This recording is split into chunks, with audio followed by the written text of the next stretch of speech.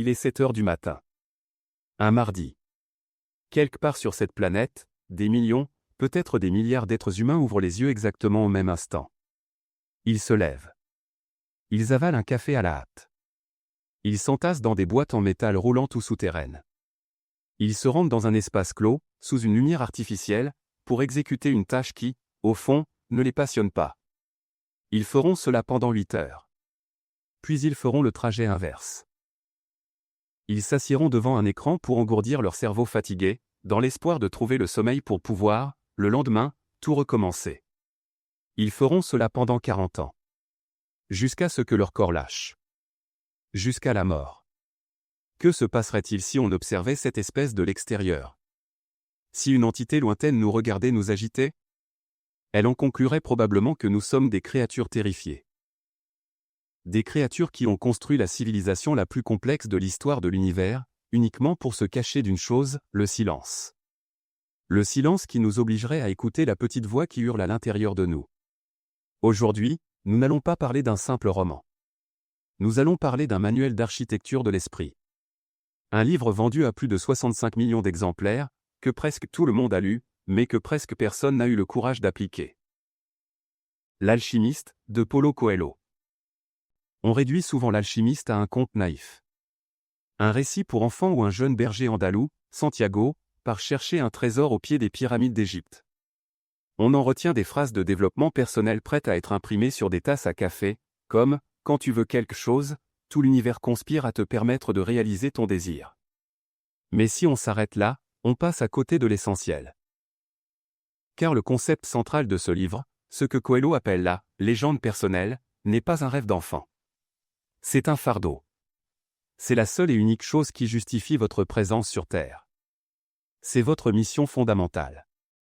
Et la question philosophique, la vraie question que pose ce livre, c'est celle-ci: pourquoi, alors que nous portons tous une légende personnelle en nous, la quasi-totalité d'entre nous l'abandonne avant même d'avoir essayé? Qu'est-ce qui nous terrorise tant dans l'idée de devenir ce que nous devrions être? Pour y répondre, nous allons devoir regarder nos propres peurs en face. Commençons par le commencement. Qu'est-ce qu'on appelle la légende personnelle? Dans le livre, le roi de Salem, Melchizedek, l'explique à Santiago: c'est ce que tu as toujours souhaité faire.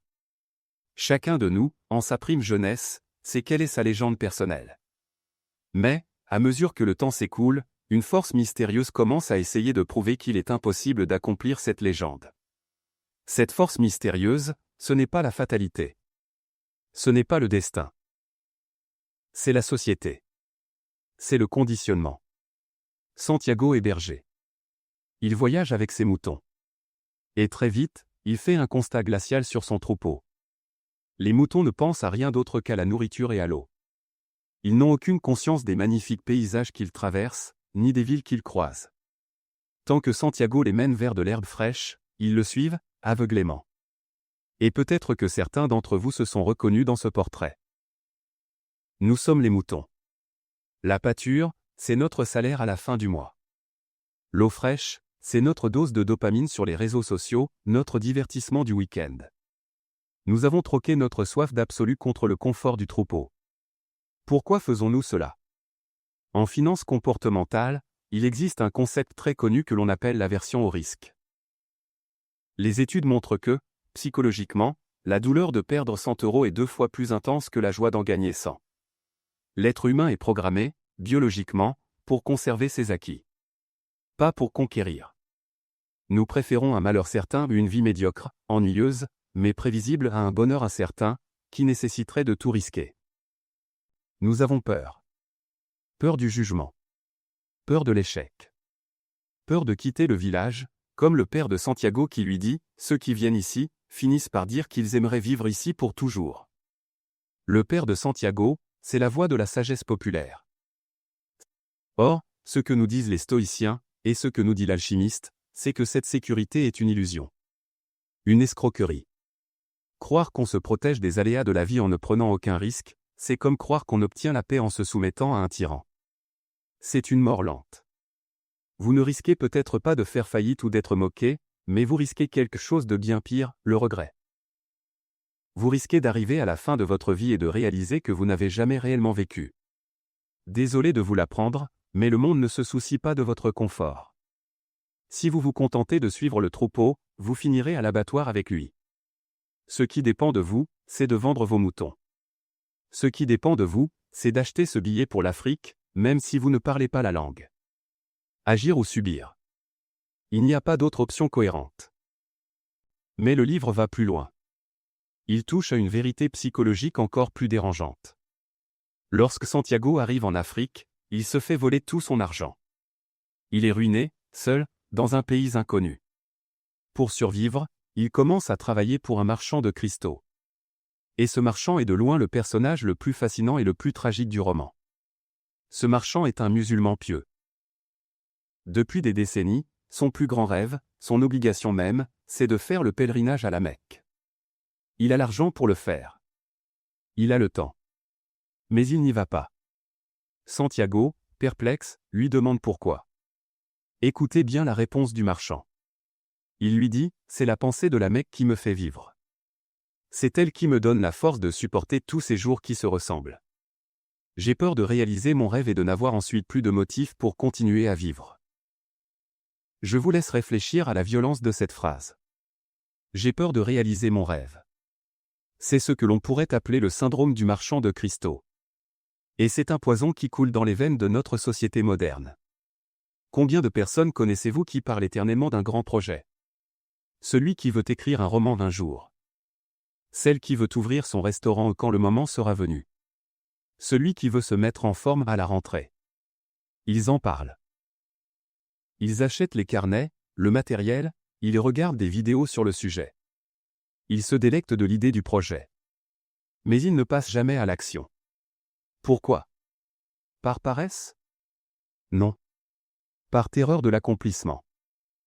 Tant que le rêve reste dans votre tête, tant qu'il reste confiné dans la vitrine de votre esprit comme un cristal intouchable, il est parfait. Il est immaculé. Vous êtes un écrivain de génie en puissance. Vous êtes un entrepreneur millionnaire en devenir. Mais le jour où vous prenez la plume, le jour où vous déposez les statuts de votre entreprise, le jour où vous soulevez cette barre de musculation, vous vous heurtez au réel. Le réel est sale. Le réel est dur. Le cristal se brise. Vous réalisez que vos premiers écrits sont mauvais, que vos premiers clients vous rejettent, que votre corps est faible. Le marchand de cristaux préfère la chaleur réconfortante du fantasme à la douleur de la réalité. Il préfère être le gardien d'un rêve non réalisé plutôt que l'acteur d'une vie imparfaite. C'est de l'auto-sabotage à l'état pur. Et c'est la faiblesse ultime. La faiblesse, ce n'est pas d'échouer. La faiblesse, c'est d'organiser sa propre paralysie pour ne pas avoir à affronter le verdict du monde. Si vous vous reconnaissez dans le marchand de cristaux, comprenez bien une chose, l'espoir, sans l'action, n'est qu'une forme sophistiquée de désespoir. Si vous n'agissez pas, votre rêve ne vous sauvera pas, il vous rongera de l'intérieur jusqu'à votre dernier souffle. Alors, comment on fait? Comment on passe du rêve au réel? C'est là qu'intervient la notion d'alchimie. Il y a une immense incompréhension autour de ce mot. Aujourd'hui, la culture du développement personnel New Age va récupérer l'alchimiste pour nous vendre une vision magique et passive de la vie. On nous dit, visualise tes désirs, envoie des ondes positives à l'univers, et la loi de l'attraction t'apportera la richesse sans effort. C'est un mensonge. Un mensonge absolu. L'univers ne vous doit rien. L'univers s'en contrefiche de votre petit tableau de visualisation. L'alchimie, historiquement, qu'est-ce que c'est? C'est la transmutation des métaux. C'est l'art de prendre du plomb, un métal lourd, vil et sans valeur, et de le transformer en or. Mais cette transformation ne se fait pas avec des prières. Elle relève de la métallurgie lourde. Pour purifier le plomb, il faut le jeter dans un creuset. Il faut le soumettre à une chaleur infernale. Il faut le fondre, le marteler, le refroidir brutalement, le dissoudre dans l'acide, le brûler encore. L'alchimie est un processus de destruction violente pour atteindre la pureté. Votre esprit, votre caractère, c'est le plomb. Tant que vous restez dans votre zone de confort, vous êtes lourd et sans éclat. Pour devenir l'or de votre légende personnelle, vous devez accepter le feu du creuset. Vous devez accepter le désert. Quand Santiago traverse le désert, il frôle la mort. Il affronte les guerres tribales, le soleil cuisant, la perte de ses illusions. Le désert n'est pas un obstacle sur le chemin de son but, le désert est le but. C'est l'épreuve qui forge l'homme. Prenons un exemple pragmatique, un exemple physique, le sport. Si vous voulez un corps fort, que faites-vous? Vous soulevez des charges lourdes. Mais que se passe-t-il psychologiquement? Le muscle ne grossit pas parce que vous y pensez très fort. Il grossit parce que vous le détruisez. L'effort mécanique déchire littéralement les fibres musculaires. C'est un traumatisme. Et c'est en réponse à ce traumatisme, pendant le repos, que le corps surcompense et reconstruit un tissu plus dense, plus fort, pour survivre à la prochaine épreuve. L'hypertrophie musculaire est une adaptation à la douleur. L'architecture de l'esprit fonctionne exactement de la même manière. L'hypertrophie mentale exige l'épreuve. Quand l'alchimiste dit à Santiago que l'univers conspire à nous aider, il ne dit pas que l'univers va faire le travail à notre place. Il dit que l'univers va nous tester. L'univers va vous envoyer des obstacles qui semblent insurmontables, non pas pour vous arrêter, mais pour s'assurer que vous voulez vraiment ce que vous prétendez vouloir. Ce n'est pas la chance qui forge l'or. C'est la discipline. C'est la capacité à supporter la pression quand tout le monde autour de vous s'effondre. C'est la souffrance volontaire. Si vous fuyez la douleur de l'effort, vous vous condamnez à subir la douleur du regret. Et croyez-moi, la première est passagère, la seconde est éternelle. À la toute fin du roman, Santiago arrive enfin aux pyramides d'Égypte. Il a traversé la mer, le désert, la guerre. Il a aimé, il a failli mourir. Il creuse dans le sable, à l'endroit exact qu'il a vu dans ses rêves. Et là, des bandits le surprennent. Ils le tabassent, le laissent pour mort, et se moquent de lui. Avant de partir, le chef des bandits lui révèle qu'il a fait un rêve, lui aussi. Il a rêvé d'un trésor caché en Andalousie, sous les racines d'un vieux sycomore, près d'une église en ruine. L'endroit exact d'où Santiago est parti au début du livre. Le trésor n'était pas en Égypte. Il était là, sous ses pieds, depuis le tout premier jour. Alors, on pourrait se dire, quelle cruauté. Quelle ironie. Tout ça pour rien? Un voyage immense, des souffrances indicibles, simplement pour revenir à la case départ? Mais c'est là que réside le véritable génie de ce livre. C'est là que le concept prend tout son sens. Oui, le trésor était sous le sycomore. Mais si Santiago n'avait pas fait ce voyage monumental, s'il n'avait pas travaillé pour le marchand, s'il n'avait pas appris le langage du désert, s'il n'avait pas souffert l'alchimie de son âme, il n'aurait jamais possédé la connaissance, la force, et la maturité nécessaires pour comprendre ou chercher. Il n'aurait jamais été l'homme capable de soulever les racines de l'arbre. Le but de la légende personnelle n'est pas le trésor. C'est la personne que vous devez devenir pour être digne de ce trésor. Ce concept, il est facile à comprendre avec l'intellect. C'est une belle leçon de philosophie. Mais là où ça devient vertigineux, là où l'architecture de votre esprit doit s'éveiller, c'est quand on arrive à le ressentir physiquement.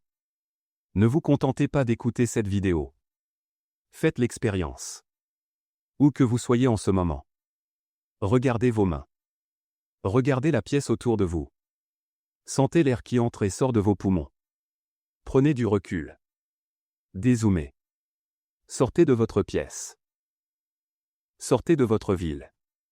Regardez notre planète.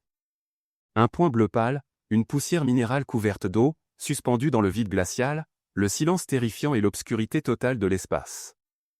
Nous tournons autour d'une étoile banale, parmi des centaines de milliards d'autres étoiles, dans une galaxie qui n'est qu'une parmi des milliards d'autres galaxies.